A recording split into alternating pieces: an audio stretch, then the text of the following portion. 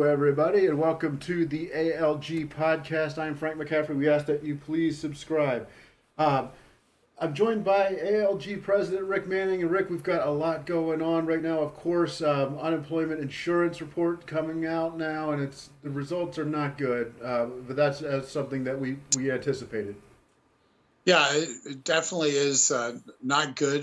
The 4-week rolling average on unemployment insurance claims is 5.5 million unemployment insurance claims. Before we started going into this this health emergency economic suicide pact that we're in, before we started doing that, the unemployment insurance claims were averaging 220,000 a week. Now they're averaging 5.5 million a week. To put that into perspective, that means that over the course of the last 4 weeks, 22 million people have filed unemployment insurance claims. That's 22 million people. Now, there are, at the height of the Great Recession, the most people who were unemployed in history was around 16 million people.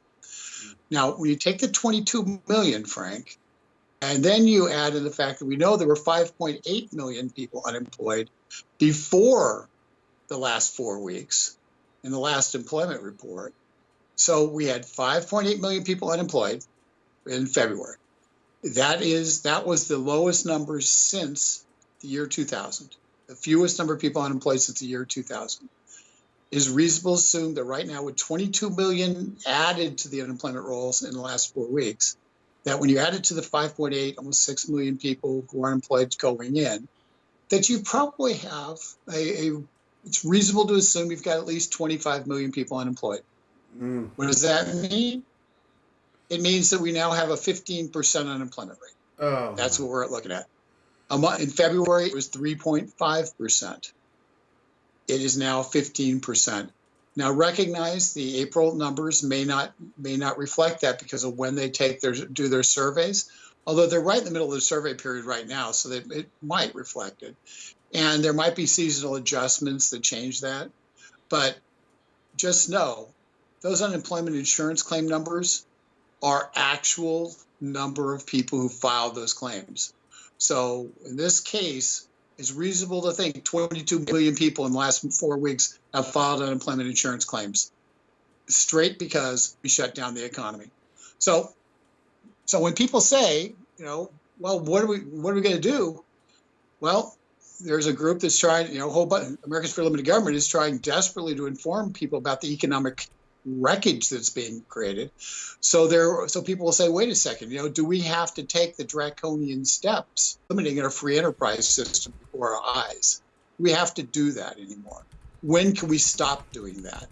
And by educating people about the real facts, about the real pain that's being done, then that's a way to do that. And oh, by the way, I'm not including people who aren't receiving paychecks but aren't unemployed because they might be small business people or heads of nonprofit trade associations, as an example, who aren't getting paid.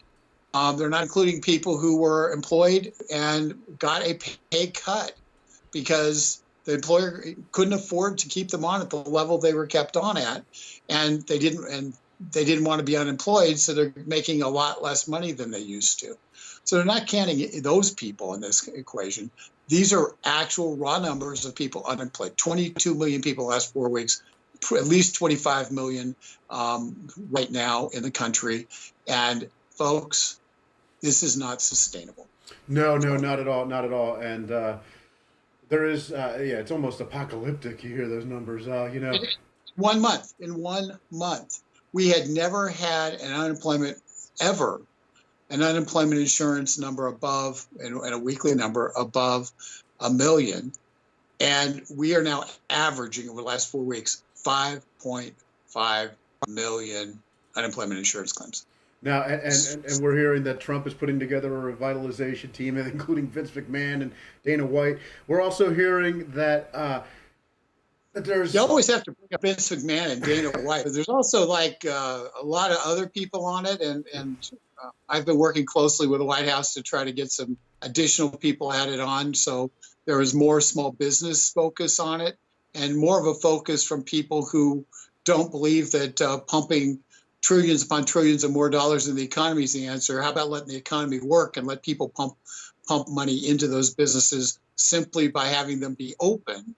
And if people don't feel comfortable going out, they don't go out. But those people who do, they go out, they spend their money, and those businesses are able to get back on their feet and at least start rebuilding their business over a course of. Now, Rick, one of the things about the talk of reopening is down here where I am in Texas. There's talk that the governor he's going to put together a plan tomorrow or announce his plan tomorrow to reopen. Greg Abbott, who's done a great job as governor down here, by the way. I just wanted to put this into perspective because Texas is a huge economy. Texas is a superpower itself. It has the same GDP as Brazil. It's a higher GDP than Canada, and slightly lower than Italy. I mean, we're talking about an American state that has about a $1.8 trillion economy. I mean, this is a state, and a lot of that, of course, is oil. A lot of that, of course, is the ag business down here, the ranchers. So, it's just unbelievable how important this state is. And the fact that Greg Abbott wants to reopen is huge. I think that gets things started again on that V-shaped recovery that we've been talking about. That's my theory. I mean, I'm now hoping for a recovery. When you do as much damage as been done so far to the economy, a lot of small businesses aren't going to be able to come back, and those storefronts won't be filled with somebody else anytime soon. With the Dr. Fauci's of the world saying, "Well, we may have to shut you back. We may recommend shutting you all down again in October." Who's investing in that world?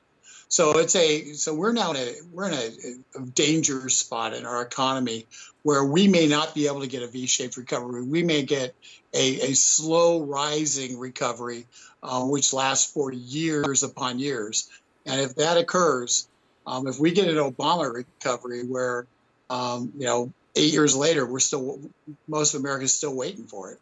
If we get that kind of recovery, President Trump might get elected in 2020, but the Republicans won't get reelected in 2022. You'll have Democrat House and Senate, and the Democrats will win in 2024, and we'll be back in the soup where we were in 2009 with a Democrat with full majorities in both the House and the Senate, and the destruction that will occur to the free enterprise system will be unalterable and permanent.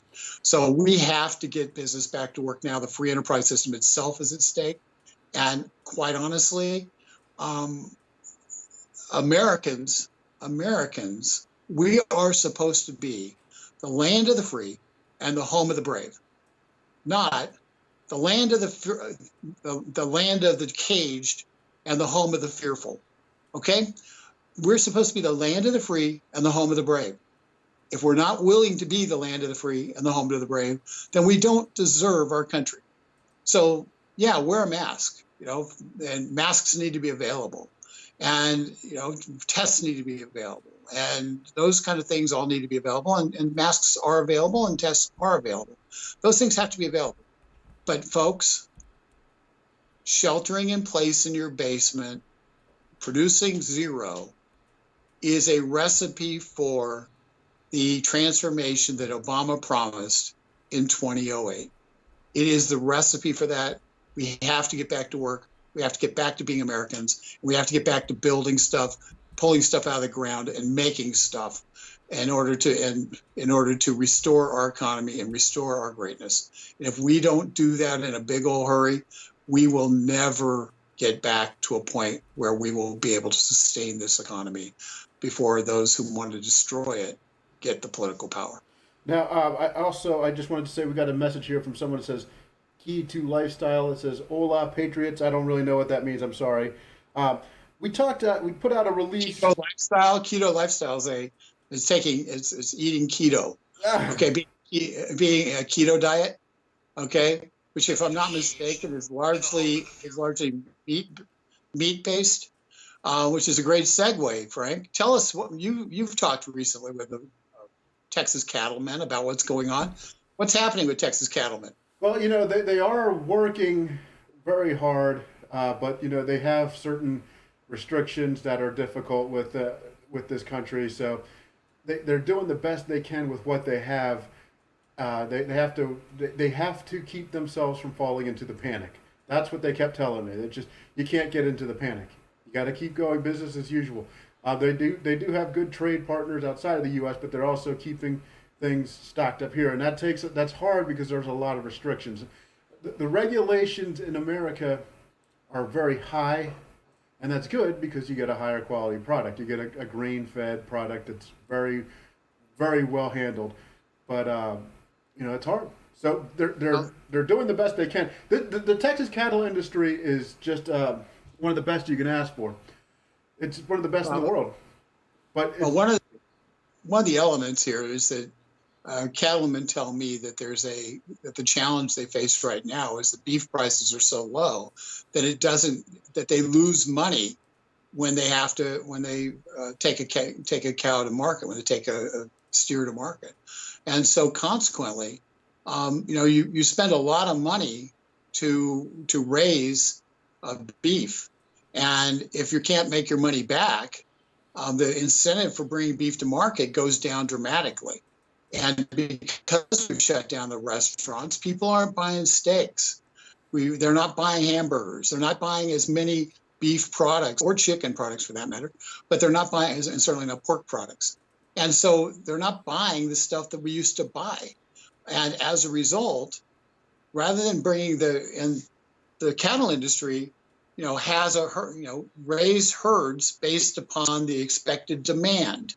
And now that demand has been destroyed because we shut down restaurants across the country. And that restaurant industry is really the major purchaser, along with your grocery stores. But we're not making up for the beef purchases at the grocery store. What's happening is because they can't make money on the cattle that they've raised, they are not taking them to market. And as a result of not taking them to market, we're seeing some beef shortages showing up in the beef aisle. And because while people want it at the grocery store, the demand isn't high enough, the number of purchases aren't high enough to meet the overall cost of raising the cow. So it's a big problem financially. And we're seeing elsewhere dairy farmers dumping milk. We're seeing because milk is not being purchased by restaurants and elsewhere. Cheese is not being purchased by restaurants and elsewhere. So what do you do with all this milk? It's going sour, so they're dumping it because the cost of milk is lower than the cost of production.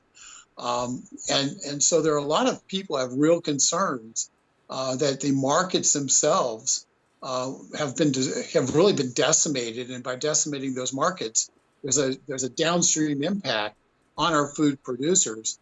And with China essentially moving all the Smithville hogs and production overseas to meet their pork needs, because they've got a major pork issue in China due to the African swine fever, which killed half of China's pigs. So it killed half their pigs. It went from 600 to 700 million pigs to 300 to 350 million pigs. And in America, we only have about 60 to 70 million pigs in a given year.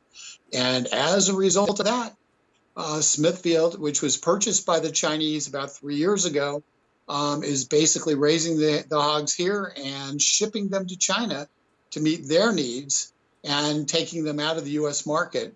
And as a result, guess what happens? We end up with a pork shortage. So lots of challenges here. And if we don't get the restaurants open, so the markets exist for the cattle, for the chickens, for the hogs, we are going to find, for the milk, we're going to find ourselves with a health shortage or a food shortage. And it will be not because we don't have it raw on the hoof.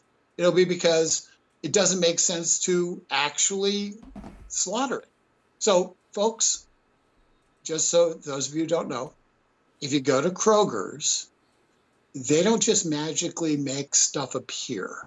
Somebody has to grow it. Somebody has to process it. Somebody has to package it. And the packaging generally occurs at the store. But somebody has to process it, and somebody has to grow it, It doesn't just magically show up on the shelves. And if people can't make money by growing it or milking it or planting and reaping it, if they can't make money doing that, they're not going to. And the shutdown is having an effect on the foodstuffs at our grocery stores because we need restaurants buying these quantities of beef and chicken and pork to make the market sustainable. Folks, that's the reality, and that's what we're going to see. That's the wave that we're going to see in our lives within a couple of months if we don't get our economy back to work. Okay, now it looks like we're having a little bit of technical issues here, kind of freezing and coming in and out. So, we'll have to make this brief. We did put out a story in our release about a medical treatment that could help with COVID-19 called proning, where you lay face first. I've talked to a couple medical professionals who say that has been effective in COVID-19 treatment. The more we get news like that out, the more people will be willing to get back out into the workforce. Do you believe, Rick?